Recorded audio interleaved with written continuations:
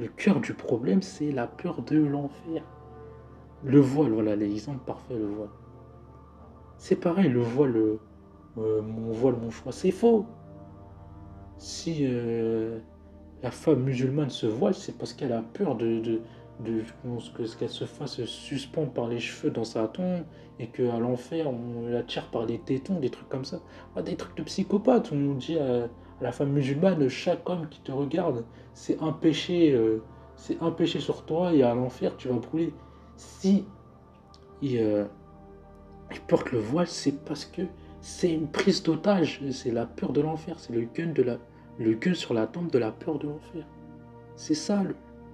C'est, en fait, une musulmane ne va pas dire, oui, je porte le voile parce que sinon, voilà, je vais brûler en enfer, on va me faire, je risque d'avoir ça en enfer. Une meuf musulmane, elle sait très bien que si elle dit ça, si elle dit ça à quelqu'un qui n'est pas musulman, qui n'est pas croyant, elle s'en rend bien compte que si elle dit ça voilà, en étant voilà, totalement honnête, dire non mais je veux dire ouais mais ma religion c'est un truc de psychopathe. Il pourra pas, il va se dire wesh c'est un truc de psychopathe donc elle peut pas dire la vérité à l'objet, dire mon voile mon choix c'est un choix spirituel. Le choix spirituel en question c'est oui l'imam l'a dit voile-toi avant qu'on te voile sous ta tombe. C'est ça il n'y a pas de truc spirituel, c'est du pipeau, ça c'est juste pour endormir les gens. C'est juste elle se fait menacer par l'enfer, les châtiments de la tombe. Il n'y a pas de cheminement spirituel ou quoi. C'est une menace. Tu penses à lui, je vais peut-être mourir et j'ai pas encore porté le voile. C'est juste une menace. En tout cas, moi je pense que la solution, hein, parce que pour moi, la peur de l'enfer, tout ça et tout, c'est terrible. Pour l'avoir moi-même vécu, je sais ce que c'est vraiment terrible. Et pour moi, la solution, c'est d'interdire l'enseignement de l'enfer de toutes les religions. Tous les religieux, ils ont interdiction, enfin en tout cas, d'enseigner l'enfer à des enfants de moins de 18 ans. Parce que moi, pour moi, c'est de la violence psychologique. Pour moi-même l'avoir vécu, c'est même pour dire, hein, même quand j'avais 15 ans, t'es pas un petit, hein. Je voyais des. Parce que voilà, il y a eu aussi ça dans le christianisme, hein. C'est montrer des sorcières ou des trucs de l'enfer. J'étais en panique, j'étais en sueur. J'arrive pour dire à quel point l'enfer, c'est un truc qui, moi en tout cas, ça m'a traumatisé. Quand me montrait des images, j'arrivais même pas à regarder ça. Je tournais la tête. J'avais 15 ans, j'étais pas un petit, hein, j'étais même pas un petit. J'étais obligé de tourner la tête pour pas être traumatisé parce que moi je voulais dormir tranquille. Et je voulais dormir tranquillement. C'est quand on montrait des trucs sur le monde spirituel des démons, je sais pas trop quoi, j'étais en sueur. J'étais en sueur. J'avais peur. Ça, bon, j'étais un peu petit, mais j'avais peur. C'est tous ces trucs de démons, de l'enfer, tout ça. Mais c'est traumatisant surtout. Des enfants. Parce que je sais que dans l'islam, même dans le christianisme, c'est le cas. Ce truc d'enseigner la peur très jeune, nous dire ah, si tu fais pas ça, tu vas brûler, tu vas aller en enfer. Si tu ferais pour tout et n'importe quoi, limite. Mais c'est même pas un mensonge. Hein, c'est en mode attention, si tu dis un gros mot, tu vas aller en enfer. Tout est sujet à faire peur. Tout est sujet à faire peur. Voilà, on dit à des. Voilà, dans l'islam, on dit à des enfants de 5 6 ans, ouais, si tu écoutes de la musique, tu vas être changé en singe et en porc. Tu vas brûler, ta peau elle va repousser. Et après, voilà, on va te fondre le cerveau, on va te fondre le crâne, on va des trucs. Mais pour un enfant de 7 8 ans, c'est traumatisant. C'est traumatisant. Et moi, je pense que. Et je pense que ça va avoir un effet. L'effet va être très puissant, je pense, hein, à mon sens. Je peux me tromper, mais moi, c'est parce que je dis ça, on est remarqué. J'ai remarqué que moins les gens, plus les gens doutaient sur l'existence de l'enfer, moins ils étaient fanatisés. Moins ils étaient fanatisés, plus ils prenaient du recul sur le texte, en tout cas ils prenaient de la distance sur les écrits, Et voilà, ça défanatise le rapport à la religion. Parce que le fanatisme est paradoxalement beaucoup lié à la peur, en tout cas dans ces religions. Beaucoup de fanatiques, ils ont une crainte, hein. Ils ont peur de Dieu. Ils ont peur de Dieu, peur. Il faut écouter des fanatiques qui parlent pour le coup, ils parlent en français très correct. Moi, pour avoir écouté un peu de leur blabla, ils, ils ont peur de Dieu. Ils ont peur de Dieu, ils ont peur. Et c'est ça, vraiment, hein. Beaucoup de gens, même fanatiques, hein, la plupart des grands, c'est c'est- c'est, euh, c'est des enfants traumatisés par l'enfer dans un corps d'adulte. Je promets que ça, c'est vrai. La plupart des gens, vraiment, même surtout les plus fanatiques, hein, c'est des enfants apeurés dans un corps d'adulte, traumatisés par la peur de l'enfer. Et moi, c'est pour ça, je pense que pour... Après, bon, moi, je suis pas au pouvoir, hein. En tout cas, moi, je pense que c'est la solution la plus efficace pour déjà défanatiser le rapport à la religion et pour que les gens ils prennent du recul sur la religion, c'est de pas avoir... Enfin, c'est de pas enseigner l'enfer à des enfants de moins de 18 ans. Après, ils sont de 18 ans. C'est des adultes, donc voilà. Mais en tout cas, moins de 18 ans, on devrait ne pas enseigner la peur de l'enfer parce que pour moi, c'est un traumatisme psychologique sur l'enfant. C'est un traumatisme psychologique. Et on voit, en fait, il y a ces traumatismes psychologiques, on les voit pour avoir écouté pas mal de lives de débats, de critiques de l'islam et de musulmans. C'était des démonstrations. À cause de cette peur de l'enfer, ils valident des trucs abominables. Le djihad offensif, il y en a qui valident le djihad offensif, ils sont obligés de faire des pirouettes, de la gymnastique intellectuelle, de la gymnastique mentale pour valider le djihad de conquête, la pédophilie, la pédocriminalité, l'esclavage.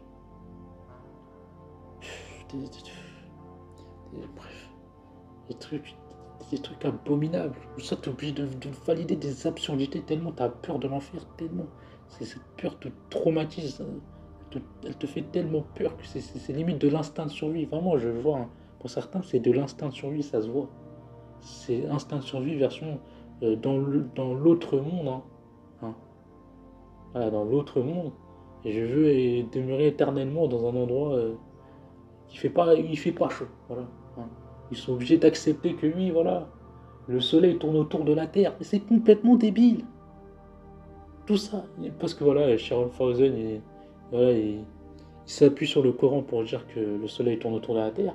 Et parce que tu es tellement sûr par l'enfer, tu valides le truc. Alors que de base, et ça, c'est un truc que j'ai entendu plus. C'est un truc. C'est vraiment des. Ça m'a fait halluciner. Je me suis dit, il n'y a que la peur de l'enfer pour faire ce truc, ce tour de magie. Ou en mode, il est venu en mode, oui, le, la Terre tourne sur elle-même et la Terre tourne autour du Soleil. On lui a montré une vidéo de Charles Fausen. Oh, Charles Fausen a raison. Putain. Enfin, il n'y a que la peur, c'est la peur. Parce que voilà, c'est une autorité religieuse, donc voilà. Il a dit que c'est ça, et en plus, il s'appuie sur le Coran, donc c'est vrai. Voilà. Il a changé d'avis, ça veut dire qu'il a nié des connaissances intellectuelles, voilà, des faits scientifiques, par peur de l'enfer. Non, mais c'est vraiment terrible. Même moi, en fait, c'est là que tu vois en fait des, des noirs qui défendent l'esclavage. Moi, franchement, je pensais pas voir ça de mon vivant. Bon, j'ai vu aussi, bon, j'en ai vu un. Pour le coup, c'est un chrétien, hein. Génération sans quart. Hein. Il dit que l'esclavage était une bénédiction. Bon. Voilà, voilà, voilà. Là, voilà, c'est l'aliénation. Bon, là, c'est version islam. Bon, voilà. Là, c'est l'aliénation Sankara, c'est l'aliénation version catholique. Mais voilà, l'aliénation version islam, c'est des noirs qui dénoncent la traite transatlantique. Mais par rapport à l'esclavage arabo-musulman, ah non, mais voilà, ils étaient bien traités. C'est tellement navrant. L'aliénation, le syndrome de Stockholm. c'est malheureux. C'est malheureux. Voilà ce que ça amène. Tu sais, c'est vraiment des démonstrations pour le coup. Et là, ceux qui critiquent l'islam, débatteurs euh, face à des musulmans, c'est vraiment la démonstration par rapport à l'enfer. Ce que j'ai énoncé. C'est vraiment la preuve hein, cristallisée. Ce que les gens ils sont prêts à valider, enfin d'accepter. C'est pas qu'ils valident, c'est qu'ils sont obligés d'accepter parce qu'ils ont le gun sur la tombe de l'enfer. Ils sont obligés de valider, d'accepter des atrocités, des absurdités, oui, comme quoi, oui, les étoiles, c'est des pierres pour lapider les djinns. Non, c'est débile, mais c'est débile. C'est débile. C'est débile. Non, franchement. Même plein de trucs stupides que, voilà, que certains musulmans se forcent à faire. Rentrer du pied droit, rentrer du pied droit, faire une prière d'invocation, voilà. Pour que, pas que des djinns mâles et femelles s'attaquent à eux. Non, mais c'est n'importe quoi. Des djinns amoureux. Enfin, c'était complètement débile. Tu sors du pied gauche. Non,